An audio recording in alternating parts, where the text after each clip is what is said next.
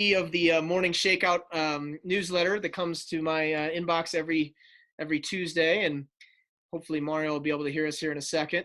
But Mario ran this race, so if Mario's not running Boston, then he's covering it and talking about it and coaching a ton of athletes. He is an online running coach extraordinaire, and here he is. So let's see if he can hear us. Mario, can you hear us?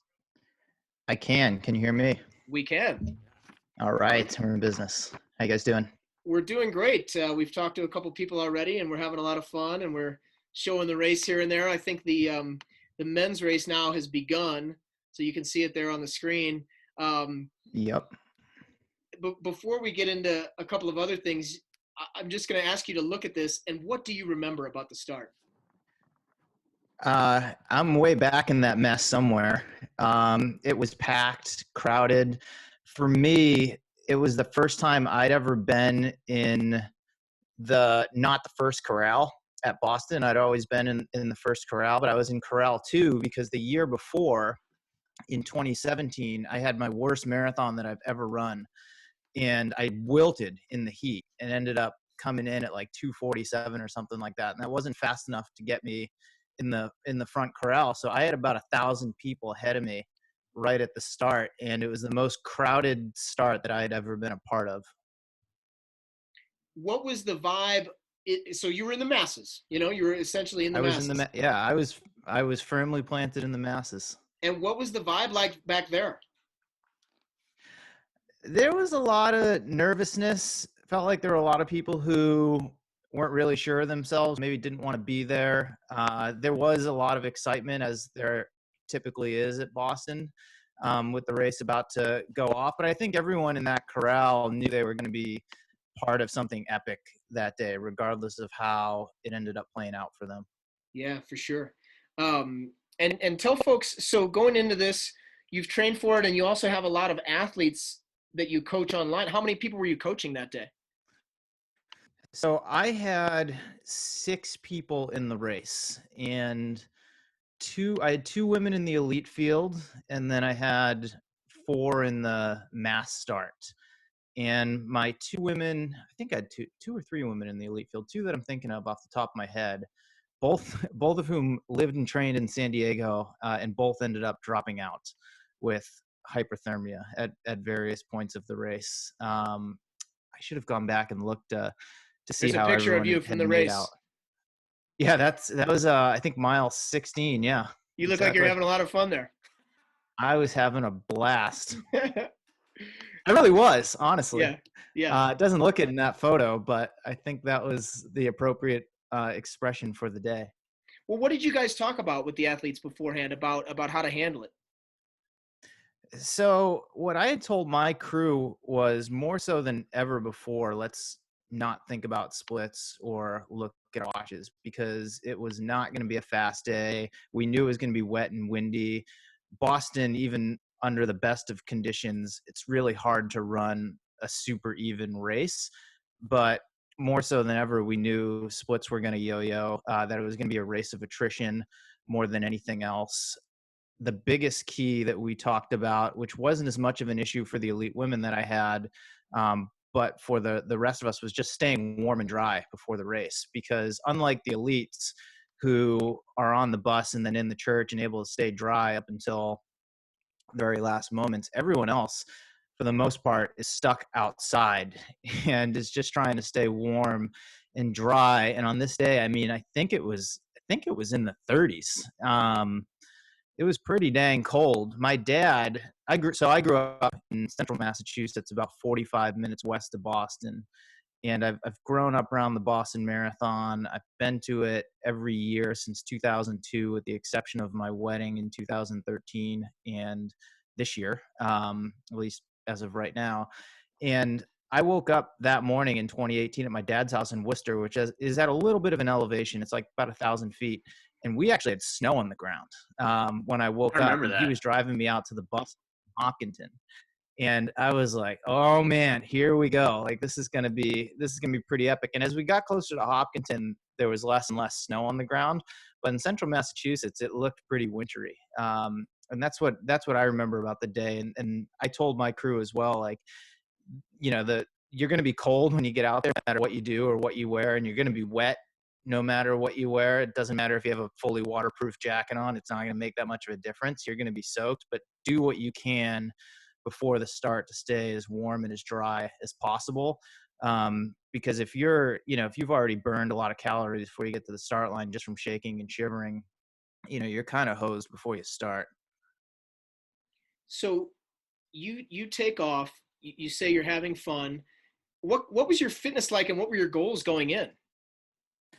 I was pretty fit going in for me. I thought objectively, all things being equal, I had probably 229 to 230 type of fitness.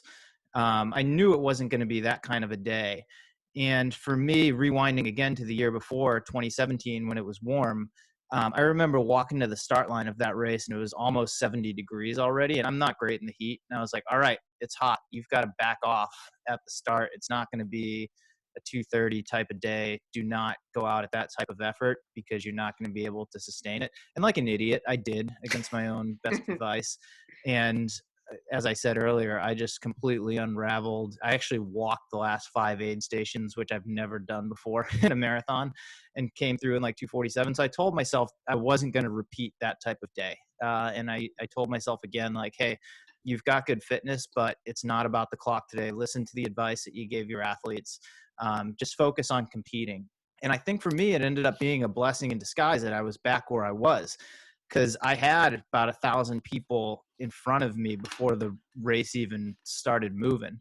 And it forced me into a very slow start because it was just so dang crowded.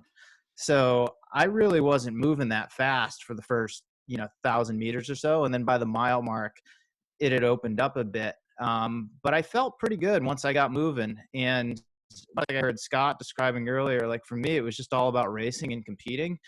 And when you're back where I am and you've got 1,000 people in front of you and you're passing them in droves as the race goes on, you're just gaining confidence. At least I was with every stride. And that was pretty much the race for me. I just kept moving on up, moving on up, moving on up. I ended up finishing like 83rd overall.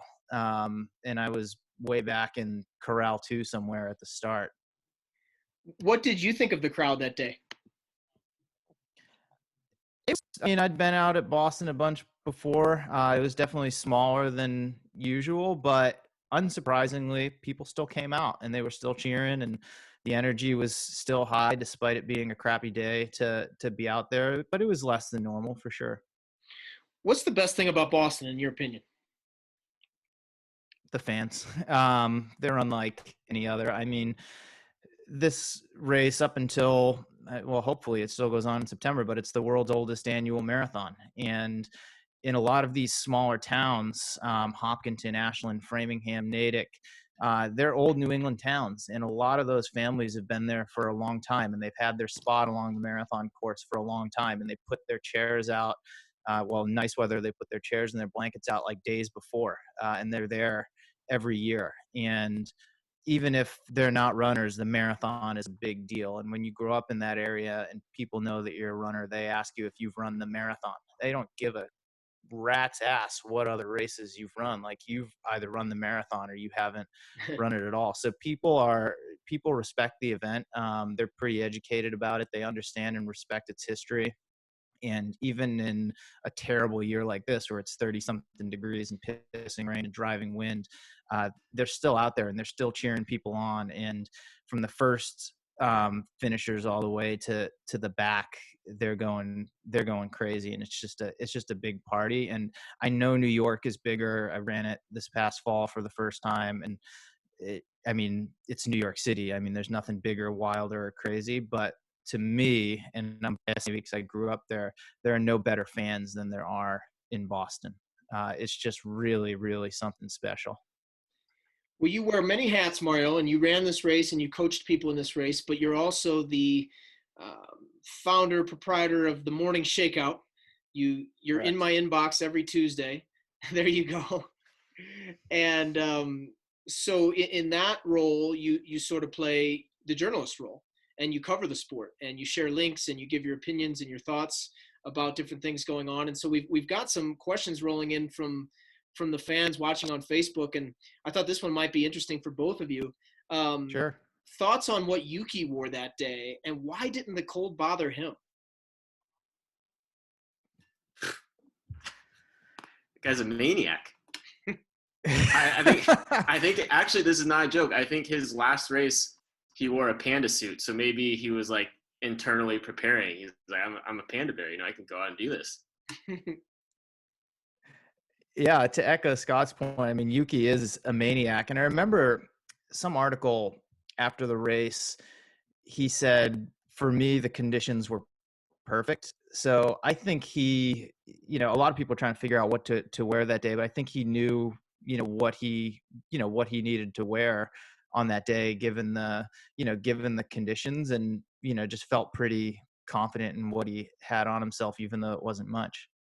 Yeah, I don't want to take anything away from his win or his run, but he's definitely someone who kind of thrives from what I've witnessed. As I don't know him very well personally at all, but just from witnessing his races on being a little reckless. So I think the risk reward out there for him was like, it's like, if I go out there and I do this, like if he runs that race 100 more times, I'm not sure how many times he runs the race he ran that year, if that makes sense.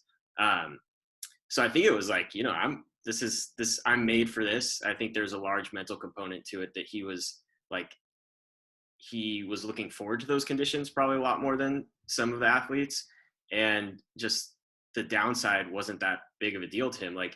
It was so strange. He was in our pace group when we paced Aaron Braun in Chicago that fall, and he ran slower in Chicago on like a pretty decent day than he did in Boston this day. The variability in his performance, I don't think bothers him at all. So I don't think he had, if I'm, doing like the sideline coaching, sideline therapist, like I don't think it was that big of a deal to him if it did backfire. Yeah, Mario, I would agree with that. Go ahead.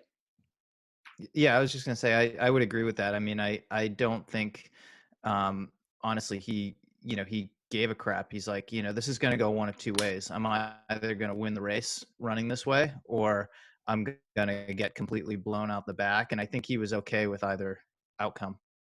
Yeah. I had a question texted in from producer Nicole over here, who's filtering the comments. Someone asked, like, in the lead pack, when did we think Yuki was actually going to win? And I would like to ask Shaddy that when he comes on, actually, because I was actually too far back to even realize what was happening. I had no idea who that was. He was so far off the front.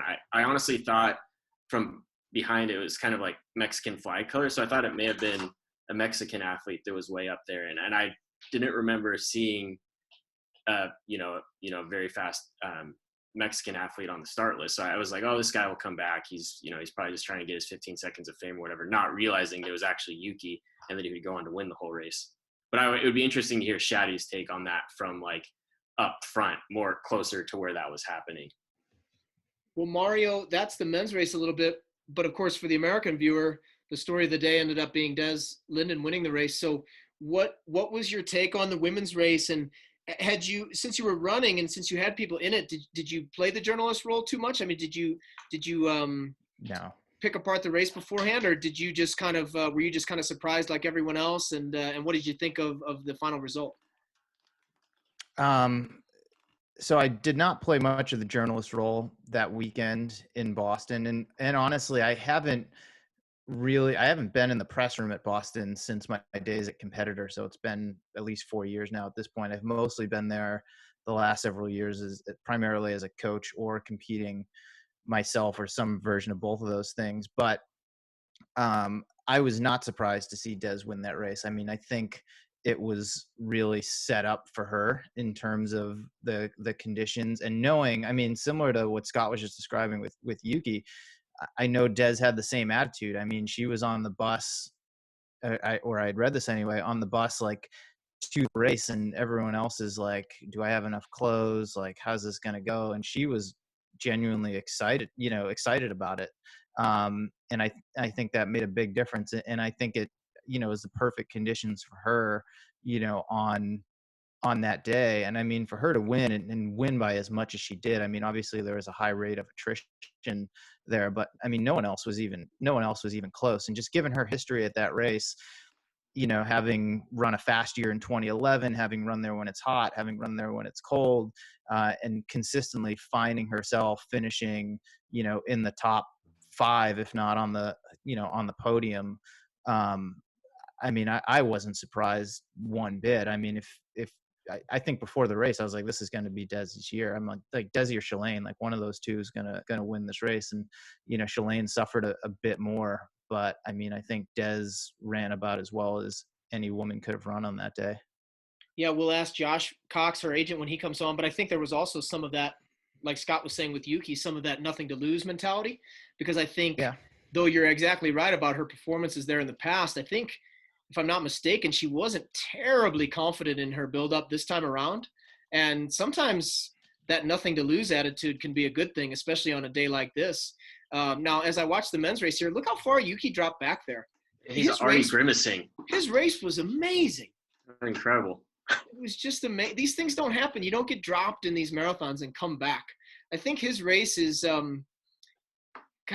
it's really inspirational. It reminds you of some of those videos you see on Twitter where somebody felt like Heather Camp's race where she fell down and came back in that 600 at the Big Ten championships. It's really a lesson in not giving up, for lack of a better phrase. Yeah, this is like a boxing match, right? Like he comes out swinging really hard, lands some early punches, things start settling down, and here he is. He's like, grimacing, and he's on the ropes, and he's kind of getting his clock clean, and then all of a sudden he gets another gets a late flurry and puts everyone away. Pretty remarkable, because you're right. 99.9% of the time, like, this guy's done. I'm not coming back. It's very interesting watching them sway. Was that happening in your pack, Scott, or were you guys working together a little bit more? These guys seem like nobody wants to lead. This guy goes to the side. They all follow. It's kind of crazy. Yeah, I don't remember as much kind of zigzagging and swaying around the course. I remember when we kind of like the packs had settled out, that my group was kind of myself, not Tyler Pinelli, Bumbalo, I think Reed, Coolset, and then one of the other Canadian guys. And then Elkanah Cabet was actually leading our group for most of it. And I know Elkanah, so I feel bad retrospectively. Like, I didn't realize it was him because everyone's so bundled up. But he happened to be in the front of our group, and our group just let him take the lead in these brutal conditions for miles and miles. So if it wasn't for Elkanah, our group may have slowed even more significantly. But I don't remember as much being all over the place. I remember it being more a feeling of, because the wind was so strong, like more like forward. And obviously not backwards, but that feeling that, almost like stopping at certain points just because the wind would get so heavy at points. Mario, same thing? Yeah, the wind was really brutal. I remember, like, no joke, laughing a couple times during the race because it would literally stand me up straight. Yeah. At certain points, and you didn't feel like you were moving. And for me, I was just like, and everyone else around me was in the same boat. So it wasn't like I was, losing spots or anything. I'm like, this is just ridiculous. And I remember seeing, when you enter a new town, there'd be like an Adidas flag or something that said, I think it would say like, Ashland or Natick or whatever town you're coming in. And they were all blown over. Like almost all of them were blown over on the side, on the side of the road. And at some points, I remember it was so strong, it was like literally coming at you sideways. And you're like, this is just like I was describing the scene at the start line where you're like, you knew this was going to be something epic today. And then when you were actually living it, at least for me, I was like, oh man, I'm going to be telling stories from this race for the rest of my life, because, I don't know if I'll ever experience anything quite like this again in a marathon. Well, that leads me to my second. I got two questions for you, and that leads to the second to last question. What's your number one memory from this day then? My number one memory. That's a good question. Well, for me, it was actually after the race. So I crossed the finish line. I by all accounts had a really great race. They wrapped me up in the Mylar blanket. And I'd run Boston before. And in the past, I swear to God, like I've come through the chute and there was always a place I could exit to the left, and I could get off like on that side of the road. I never actually walked through and had gone to the family meeting area. Like I always went to the left, and I told my wife to meet me there. And obviously, have dry clothes and whatnot. We knew before the race, like I would need them no matter what. So I'm walking through, and something had changed, or maybe I was just mistaken, but I couldn't get out to the left, and they made me walk all the way through to the family meeting zone, which is on the way other side. So like I come through, and I know she's not going to be there because we talked about going to this other spot. And I come through, and I'm like, oh crap, like I'm in trouble. Like I'm going to be in trouble here, because I don't have my phone or anything. I have no way to get in touch with her, and it's dumping down rain. And so I go through the family meeting area, and I'm getting hypothermic now. Like it's getting pretty dangerous. I'm like, this isn't good. I'm like, this really isn't good.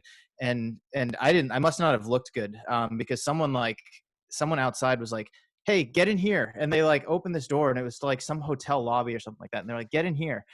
And I just went in there, and they're like, you doing all right? And I'm like, no, not at all. And they're like, get this guy some dry towels, like get him something. So they like pulled down like these towels, and like they wrapped me in the towels. They're like, can we get you anything else? And I was like, I need to call my wife. And some guy, like the doorman at the hotel, like gets a cell phone out, and I like dial my wife's number, and she doesn't recognize it, so she just doesn't answer. And I'm like, oh crap. And then she has this moment, she's like, oh, some Boston number tried to call me, and like that might be Mario, because I can't find him. I should call that back. And she called back, and eventually like found her way over there. And by the time she got there, I was just like a shell of a human being, and just wrapped in this like dry towel, and basically preventing me from trying to go into like hypothermia. But I was like curled up like in a ball, like on the floor, just like writhing in pain. And I'll never forget that. That's awesome. That's so great. That's so great. Well, my very last question is a quick one. Will you be there in September then, if it happens? If it happens and it's safe to travel, yeah, I plan on being there in September. But at this point, it seems so far out, and things are changing obviously by the week. So I'll just keep an eye on things. And I've got athletes who are supposed to race. I was planning I would be there today. Had it not been postponed. But yeah, depending on how things look in September, if it's safe to travel, and I feel comfortable doing so, then yeah, I plan on being there. Well, thanks, Mario. This was awesome. Really appreciate you telling your story, and enjoy the rest of the race. Yeah, thanks for having me on. All right. See ya.